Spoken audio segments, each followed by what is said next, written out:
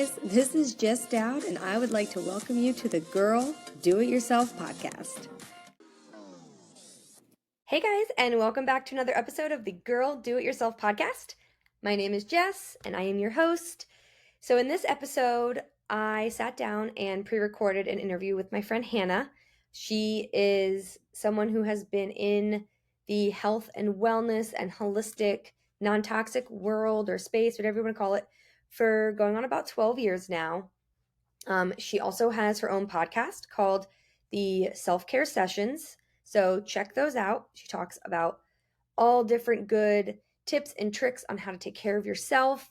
She is a mom of 4, and she is a published author, and she is just overall a wealth of knowledge. She discusses these types of topics in a way that is very open and non-judgmental, very approachable about all of these types of topics. And so we discuss kind of how we both decided to get into, or what was our driver into the non-toxic and holistic world, how we kind of navigate it. And it's different for both of us, and just like it will be different for you. So it's interesting to hear these, two different perspectives.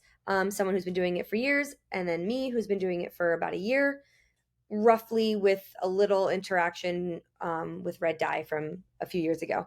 But I've been kind of flirting with it for a few years. And so we do talk about a few controversial topics, vaccines being one of them.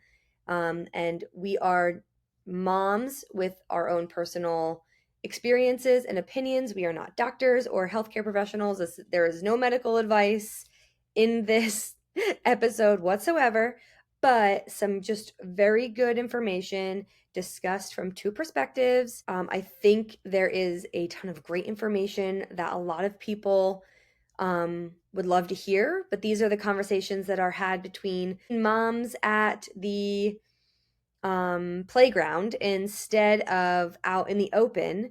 Why I feel very passionate about recording these episodes. They're going to be a couple of different parts because our conversation was almost 2.5 hours. So there will be a few episodes, and so I hope you enjoy. Hannah is almost like unknowingly become my mentor. The reason I want to bring her on is because I'm hoping that this podcast and what I talk about is almost a sort of like a mentor experience for some of my listeners. And she is such a big part of my story that I want to make sure that is documented and available for other people to hear and listen. So without further ado, I hope you enjoy part 1. Part 1, 2 moms, 1 convo, real talk on holistic health, wellness, and non-toxic lifestyles. So thank you, Hannah, for coming on my podcast. So first question, what inspired you to dive into, I don't love using the word non-toxic because I feel like just putting the word toxic in the sentence, it like brings a negativity, but more of this holistic health and wellness type of lifestyle. What was kind of your intro to it?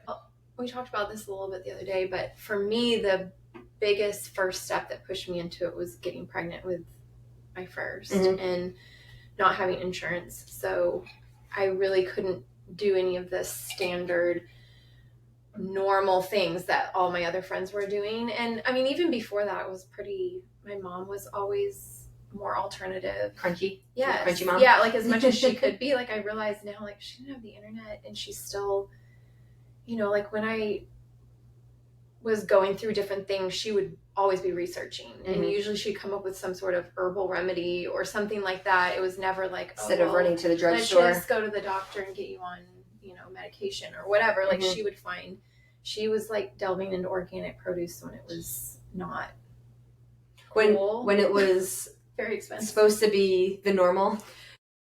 Wasn't anymore. Yeah, and she would grow her own food, so she was already kind of that way, and so that I never really did anything the same way other people did it anyways. That's what you knew. Yeah.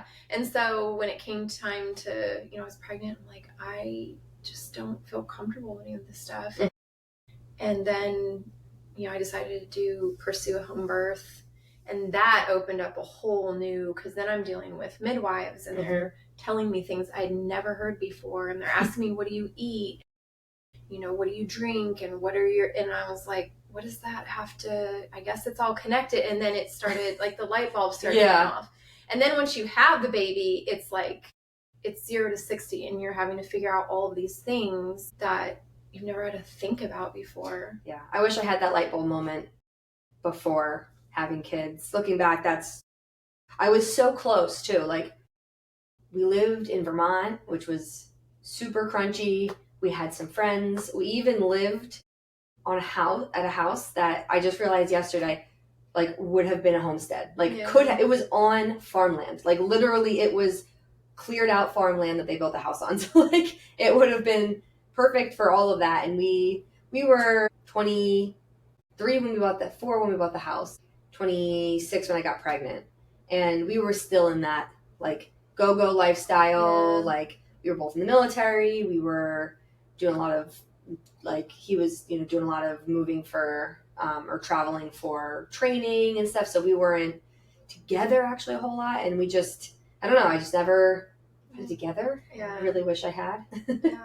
Well, I feel like too, like, that was kind of like the start of it for me. But after that, it was my own health issues that I came up against that would catapult me even further into like, I've got to figure this out now. Yeah. And I know, like, just going to standard doctor never solved anything. Mm-hmm. Like, I had skin issues for years and tried all these things, went to all these places. Finally, like, it was my midwife that I actually asked with my second. I was like, I need help. Mm-hmm. And she sent me to this dermatologist, and I thought, well, she's holistic. She'll send me to he spent like less than 5 minutes with me and was like, oh, I know what it is. Just use this cream. Here's a prescription. And I was like, no. So I kept doing research, and it turned out for me to be conventional dairy at that point. Like, I'm sure there's other things contributing because I ended up doing like a Whole30. So I'm sure, like, well, and they say our hormones go through cycles of 7 years, right? Yeah. So I used to be lactose intolerant. And I guess probably technically I still am, but I don't have a reaction to dairy anymore. Okay. When I was a teenager, I mean, I would have severe reactions that were incredibly painful, and I had to get to a bathroom really quick. Like, it was like pretty extreme. And right now, Luke, my middle, has that. But right now I haven't had an issue. Actually, I haven't had an issue since I've had kids. Yeah. So a hormone shift must have caused something to get rebalanced in a way, maybe. I don't know. Yeah. But because I had it for years. Yeah. And then, it can go both ways, because I've seen that personally. Like, it either unbalances things or it shifts you to where you. I mean, unbalanced other things. Yeah. Don't get me wrong. It definitely unbalanced. Give and take. Yeah. Yeah. But okay, so cool. Okay. So, for someone who's listening and they're not really sure what we're talking about, or they're interested but don't know where to go, what would be like your first recommendation, or what was the word I used? Like, piece of advice to anyone who's interested? Yeah, this is kind of a hard question because there's so many layers to it, and I think that's why I would come back to just saying you have to first start with what you have. Like, don't get super crazy thinking like I have to overhaul. Yeah, you have to throw everything out and replace everything. Because you can. I mean, if you have the money and the ability to do that, great. But I still think like lasting change is going to come one step at a time. At least that's how, I mean, this is what my oldest will be 12 next week, and that's how long it's taken me to get where I am at. And I still feel like I learn things all the time where I'm like, wait, that's not the way that is, or I shouldn't be doing that, or whatever it is. And then new information is coming out so frequently. So I think doing what you can with what you have, because stressing out about I remember one time not getting overwhelmed, like being so overwhelmed I didn't even know what to drink, because I was like, what do I drink? Bottled water is bad, tap water is bad. Like, I was freaking out, and I was like, finally I was like, Hannah, you have to drink water. Just relax. And your stress is probably more toxic than drinking a bottle of water. You know, I went through that this summer, and we got overwhelmed on all the choices of options, and we just stuck with the fridge filtered water. It's filtering something. Yes. But we were like showers and tubs and water and then garden water. Yeah. And it's just like, it's everywhere. And it's expensive. Because our water here is not very good. No, it's not. It's got like high levels of certain bacteria. Did you see that come out? And they were like, well, they're not regulated, so we don't have to do anything about it, but it's there. Great. Just so you guys all know. Awesome. That's wonderful. Because in Vermont, in our house in Vermont, we were on a well. We had well water, and it was actually really red. It was really high in iron, too. Just like here. It wasn't, and it was also clay, but it wasn't red. Weirdly enough, it must have been, the red was lower down. Yeah. But even well water, I went down that whole rabbit hole, and you're just like, so it can be overwhelming, especially taking in so much information at once. And I would honestly, if I could go back, I would just pick a category, like a place to start, area, and be like, okay, for this month, yeah, this is what I'm going to research. This is what I'm going to focus on, and I'm going to focus on making the most inexpensive, sustainable steps, even if it's just one step in the right direction, knowing that where you are 10 years down the road is going to be different, and you might make that step.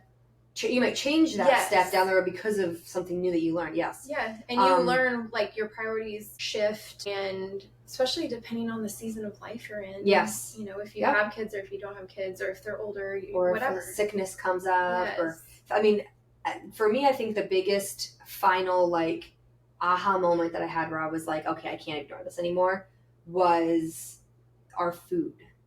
With the MTHFR gene mutation, and learning about folic acid and how that's in all grains, and the big bottom of the pyramid in that is pretty much covered in folic acid. And realizing that it was probably affecting us. It was definitely affecting me. I know I 100% have it. We suspect Will does. So then now it's like, okay, well, is it we almost have maybe 100% in this house. And that was so for me, it was finding my why, right? The why that you can't ignore. You can't just before we had kids, it was it's just me. I can ignore that, or I'll live, right? But once you have that meaning and that purpose, that was our driving factor of finally now is the time to start taking all of this seriously. We started with food for us, and that was we slowly, every time we went to the grocery store, we would buy one new condiment or one new staple, or maybe a couple if we were out. We didn't throw stuff out, but as we ran out, we then replaced it with new options. And we've tried lots of different kinds. We've organic rices that we didn't like, and I think we have a 20-pound bag downstairs still of one.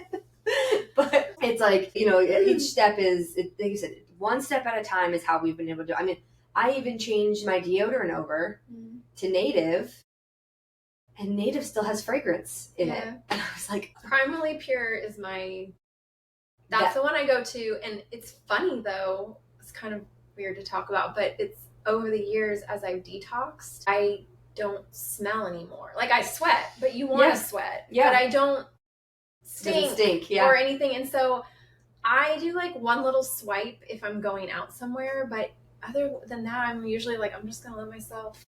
So I'm in the detox. I'm in the detox phase where I stink all the time, and I have to take multiple showers a day sometimes just to clear out. And actually, I was just talking to my friend, and we were talking about deodorant, and she was like, "But I've tried all of those; they don't work."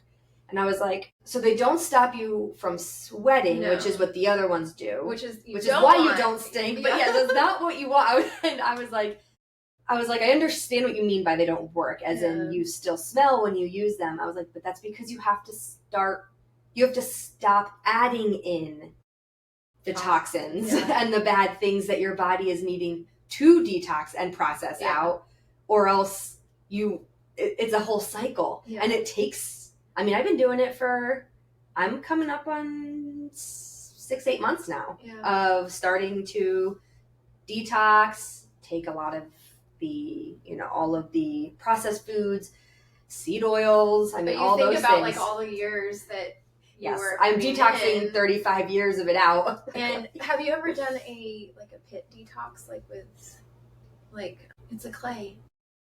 Benzenate clay? Yes. I have some. Yeah. I've never done it. Mix it with a little bit of there? Apple cider vinegar. It's like a mask on your face. I just showered before you came. You're smelling it. No, it's like a face mask, but you're going to mix it into a paste, and it will, it holds. You're just going to want to chill and let it dry. Okay.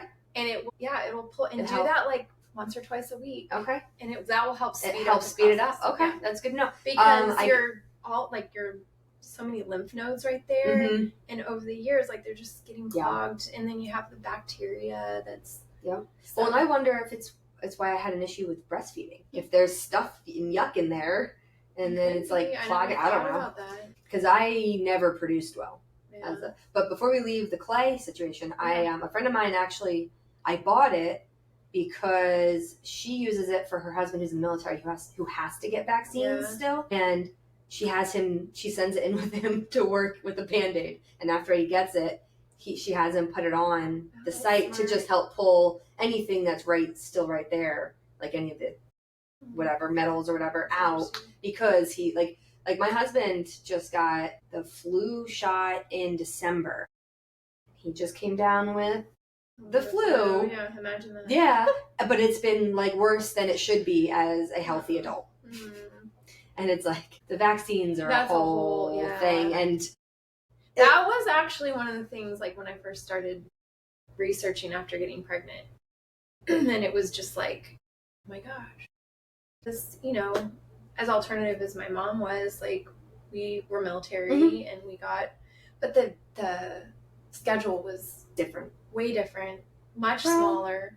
I mean, there was I think, I want to say 18. Yeah, not 70. And now we have over 70, which is just absolutely, and I don't know. I mean, who knows, the formulations we're putting in them, all of that. But it was one of the things it's a slippery slope and a rocky road that I haven't.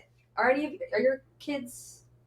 Isaac and Ava I did delayed. Okay. It was with Ava at her 18 months, and literally it was another one of those moments where I couldn't go back afterwards. The doctor, as she was giving her the vaccine, said, this is for her own good. And it was all of a sudden something snapped inside my head, and I was as she's screaming and crying in your lap, I was I'm done. And I couldn't still, at that point, I read books, I did all this stuff. I could not is it it's deprogramming, and then all of society and everyone's telling you, you're gonna harm your child. But I was you're evil. This doesn't feel right in my gut, and I just never went back. And then so my other two aren't, and I'm not gonna say well, probably my third is my healthiest, but my fourth, he's had some different things, but I okay, you're still building, your kids building an immune system. They're going to get sick at different times. And it's hard to know. I've been hearing a lot of different theories about vaccines, and with everything that's been going on with all the politics. It's just interesting because I just saw a thing about how mercury in the early 2000s, they realized, oh wow, mercury is really bad for us. It's coming out of coal factories, going into the water, getting into freshwater fish. Most states had to ban. But then we're going to inject it. And then they eventually took it out of the vaccines for the most part, but not completely. Yeah. And then it was but mercury sits in the womb. Yeah. And so if we were exposed to it, even as kids, it would stay with us forever. And so that, the mercury part, and then aluminum, and... Well, even your mom. Yep. We're it's not you're ever going to be, but it's when do you it's stop not linear. The cycle? Yeah. When do you say that's enough? Because my daughter's going to have some of me, some of my mom and grandmother, but at some point it's okay, when do you, just going back to the armpit thing, at some point you have to stop putting stuff in. Where do we, what things can we cap off so we're not just initiating all of this, because we're going to get it anyways from every angle. And when vaccines were created, we didn't have all of the other things necessary. We didn't have the microplastics and the seed oils and all of these other things coming in and mixing in our bodies in ways that they were when they were doing the testing on them. Now it's been 30, 40, 50 years, and the dynamics of the environmental things that we're exposed to have changed dramatically. I mean, it's just, and that's like, even the dyes, right? Artificial dyes. I've wondered, because those are all chemicals, if depending on the way that, like, what was in a kid's body the day they got a vaccine could there be an interaction going on then that can cause, I mean, who knows? There's like, my kids are all vaccinated, so I haven't gone too far down that path because there's nothing I can do about it now, right? Like there's other things that I can still control right now that I need to focus my time on in order to make the most of it. But because I'm mitigating. I know there's some stuff with my firstborn that I know it's, and it's hard with firstborns because they tend to get the toxic dump. And I remember reading that, and I was oh my gosh. I've been wondering that. Yeah, I feel horrible because they say, like, oh, you should detox before pregnancy. And I'm like, I didn't know. I mean, I was older. Like, I was in my late 20s when I got pregnant the first time, but I still didn't know. It was not even on my radar. It was just like, oh, we're going to start a family, get pregnant. And then that's why most kids who come, like, have autism are firstborn. Because it's just like this, we have something to put this stuff in. Get rid of it, like offload. And it seems like boys tend to take the brunt of it too. Because even my oldest, he is in public school, and his speech teacher told us that she has 85 students and 80 of them are boys. And I'm like, I wonder how many are first. No, seriously. I want to know. And like, it does seem like firstborn boys tend to be taking the brunt of whatever is going on with, I mean, because mine has speech issues, developmental delays, and ADHD or whatever that range of that spectrum. Nutritional deficiencies, because there's so many aspects to it. It's not just, you got I was toxic. I was toxic when I got pregnant. Like, that's always going to be true to a point, no matter how hippie and green you are. You're going to have some toxins, but I kind of wonder too if I was nutritionally deficient in some ways, and then you're entering into one of the greatest sucks of energy from your entire body. Like the amount of minerals you lose just in pregnancy, but then you're not counting in like breastfeeding and then subsequent, like the compounding effects. So. And with the MTHFR gene mutation that I have, it's like folate and all of that stuff, and I'm wondering if I had enough, because I didn't have issues getting pregnant the first time, but I had 2 miscarriages after that, and I'm wondering if it's because my body was so drained from the first that it couldn't sustain what it was trying to do. But before we leave vaccines really quick, for me, I had 2 moments. One was I was holding this 8-hour baby, and they come in, they're like, okay, we have his vaccine, and in the hospital, and my husband and I were like, what? Do we have that just sounded for a sexually transmitted disease that you already tested me for, that the only way that he can contract it is coming out, or so I don't have it, which means he doesn't have it. We know that right now for a fact. There's no common sense. And just use common sense. And so we were like, well, do we have to? And they were like, no, you can wait until the first visit. And we were like, okay, well, we'll do that. That sounds like we don't need to be, because we also got him circumcised. So this seems like a lot going on for that's a new baby. I haven't even gone that road. No, I don't. Too late for that one too. But and then my other one was when I was in, my late 20s, early 30s. So when I was in the military, I had to get the flu shot. You're required to get the flu shot. But once I got out, it was like, well, are you going to get the flu shot? And I was like, when? I used to, and I didn't question it because that's what we signed up for, and that's part of the package deal that you get when you're in the military. That's, you sign your life away basically, and you have to. I was like, but now that I'm not in anymore, I'm perfectly healthy. as far as I know. And I'm not at risk of any of the, like, why? And that was kind of one of my moments of like, no, I don't think I need to. Like, then I also had learned at that point that it only covers like 30% of your chance of the strains that are out there. Predict, yeah. So I'm like, well, I'm probably going to get sick anyway. So what's the point? And so I had stopped getting it after I got out of the military. And I've gotten sick. I did. Well, but we all get sick. We won't go down the COVID. I've never had a flu vaccine. I've gotten the flu a couple times in my life, but that's like that's life. pretty normal. Yeah. It's not like I'm getting the flu 3 times a year. And I think that was what it was. Also, it's like the flu. Yes, it does have mortality rates, but not typically for healthy people. Like, I'm sure there's outliers, but for the most part, it's like if you are like, you can't not get sick, and to like be trying to control nature that way almost felt unnatural. Like, I'm probably gonna get sick.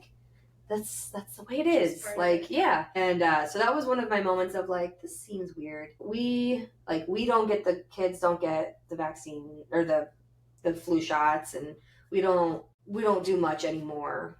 Well, we had to get the middle in order to go to school. Right. But that was like we were just teetering on like, this doesn't really feel right, but at the moment, like, this is the path we're on, and this is kind of our only option if we want to continue down this path. So we kind of just stayed with the status quo. But since then, I've continued to learn more than I would like to. It's like, once you know, you can't go back. I told you the other day that you have sort of become my, like, what would Hannah do when I'm thinking things through. What would Hannah do? I don't know. It's funny because we have friends from like other places that we've lived who are like looking at us like we're kind of crazy now. And that's been my entire, like, literally, I told you before I even got pregnant, like, that's been my entire life. And we're like, wait, what? you're the weirdo who's talking about what? Yeah, I'm gonna keep the trend going. Yeah, well, like, and I'm like folic acid all the way. I'm calling it now. Glyphosate too. I don't know if you've gone down that road, but that's all over the flour, the grain products, and everything. If you're not buying organic, so yes, and even that's a whole nother issue that I'm sure, like, if we talk about food nutrition, that's exactly where we're gonna roll into. So the one, it was let's see, what's one major food myth you think we should all stop believing? Okay, was that one of the ones? Yes. Yeah. Or I answered that one. There's a lot, but I think the top one is that just cutting out major food groups indefinitely is always necessary or helpful when you're trying to, like, address something. Like, because I've done both. Like a elimination diet? Yes. And I've done a couple of elimination diets, but like, you hit day 30 and you realize very quickly, like, this is not sustainable. Mm-hmm. So where do we go from here? Mm-hmm. And I've done 2 major ones that were, I did a whole 30 after I had my second, because I was like, I feel horrible. I don't know what's wrong. Like, is this, I was like 18 months postpartum. That's about when I just kind of started the ritual of going to my functional medicine doctor and getting labs and figuring out, like, okay, are my hormones going back where they're supposed to be? But I decided I'm going to do a whole 30. I'd never heard of it. I've heard of it, but and that can be controversial too. Like, I'm not saying like, go do the whole 30. I just was like, I need something easy I can follow. You can buy the book. It's a program. You'll even see on foods, it'll say Whole 30 I have approved. seen it, yeah. And it's basically eating only whole foods for 30 days. But they have certain caveats. Like, if you're really going to follow the program, you don't eat. They completely nix dairy, which that's another food myth that I'm like, wait, like, you can't. I did the whole nut milk thing for a couple years. I made my own, because most of them are full of crap. The stuff you buy, unless you're really careful, they're full of gums and additives and stuff. And so I started making my own nut milk, and I got pregnant with my 4th. And immediately it was like, this is disgusting. How have I been drinking this? Was it your taste buds that changed? I think it was my body saying, what are you doing? I craved full fat raw dairy. Like, I was like, I have to get raw milk. And I did, like,